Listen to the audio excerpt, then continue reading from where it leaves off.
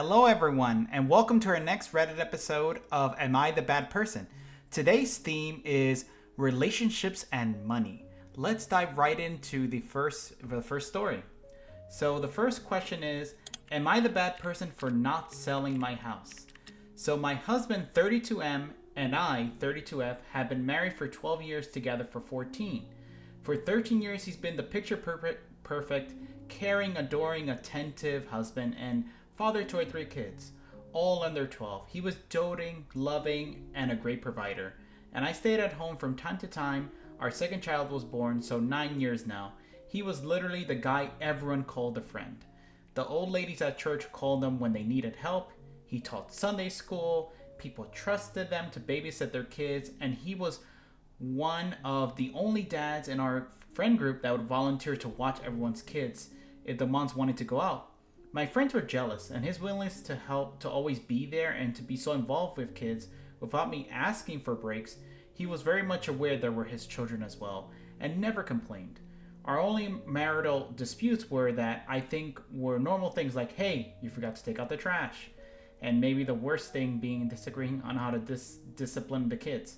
But with Deb being so young, it wasn't ever big things. He started a business a little over a year ago, and while I was nervous about his ability to manage a business, he's an incredibly hard worker, and I was so proud of him. And I wanted to support him. I knew he was working his butt off 12 hours a day, 6 to 7 days a week.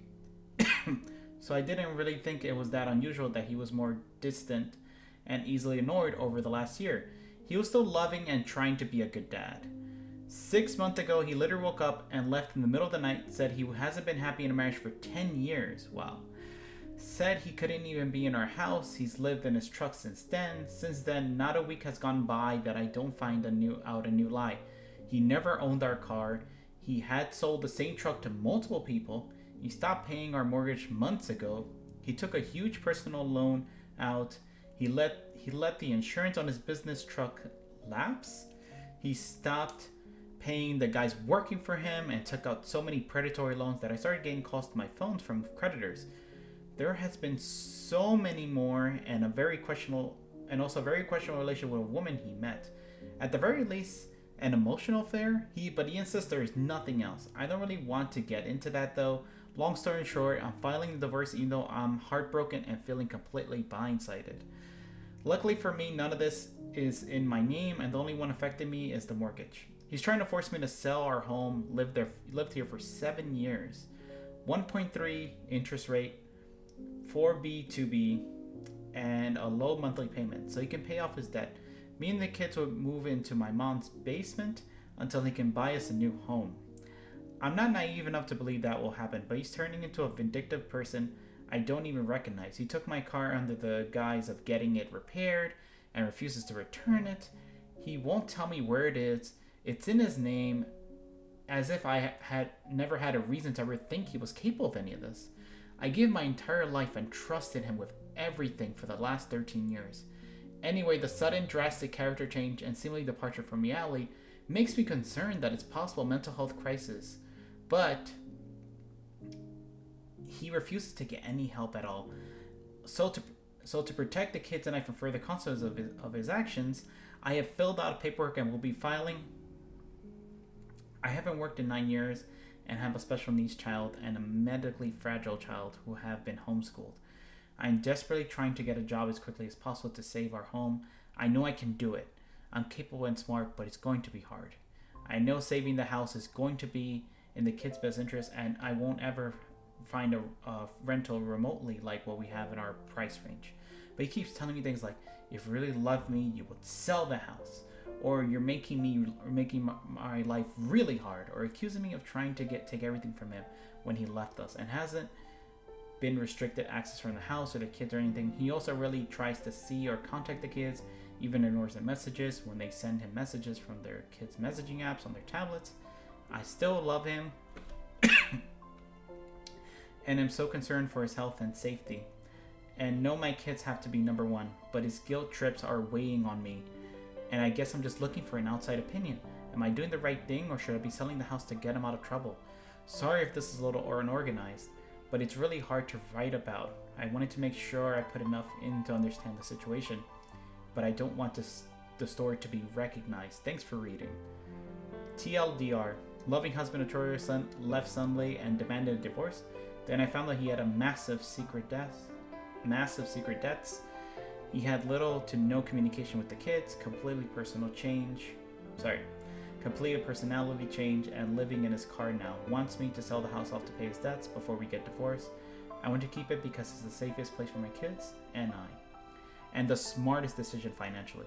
Thank you, but not looking for legal advice, but I'm working for a lawyer to make sure I do everything I can to keep myself separate from his decisions. So, I just want to say that you are not the bad person. And I'll say that the reason you're not the bad person is because, you believe that the person you were with was someone who you loved and someone you cherished. And then out of nowhere, there was a lot of secrets that he was keeping from you. And overall, it's not easy when it comes to matters of money, especially when someone who tends to overspend and someone who tends to, take advantage of you. So I would say that, you did the right thing by not giving up your only asset, which is your house, because you have to think about not only your future, but of course, your kids' future.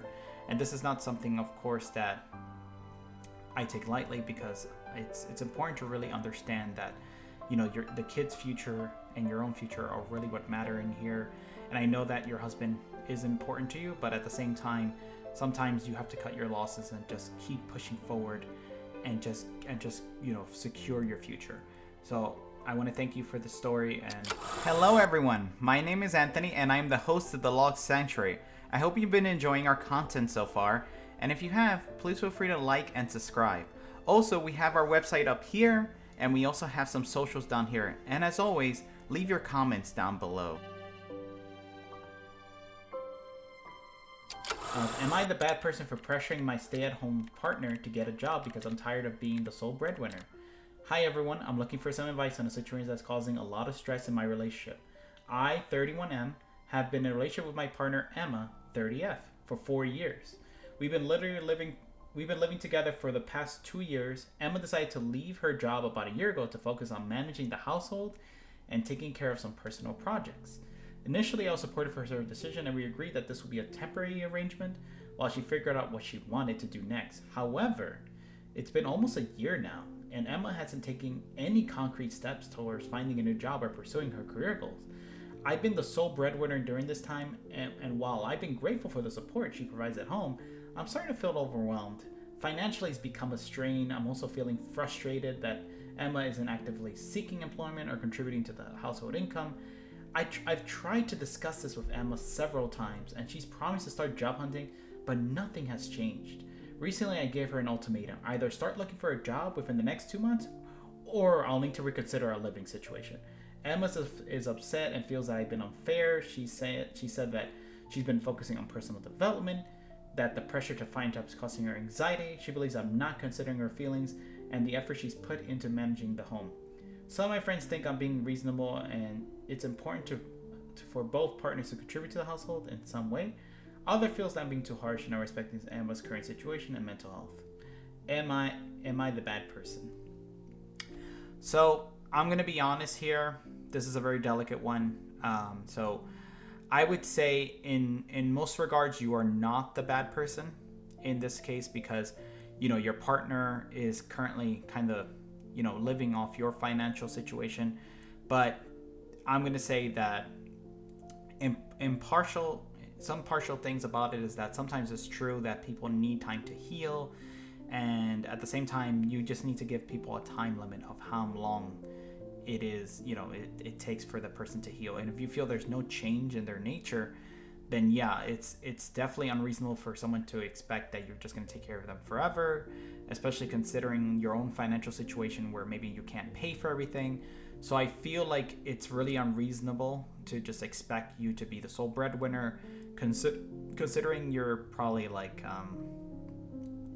more new in pretty young in your career, and you're still like developing your assets. So I would say definitely it's hard to say when you're in the situation where you're the sole breadwinner, because being the sole breadwinner can be its own types of stressful, because you're just, if you lose your job, then that's it. It's all done. Like, essentially, like, you lose everything. So I understand the pressure of being the sole breadwinner, because it comes with its own types of stress.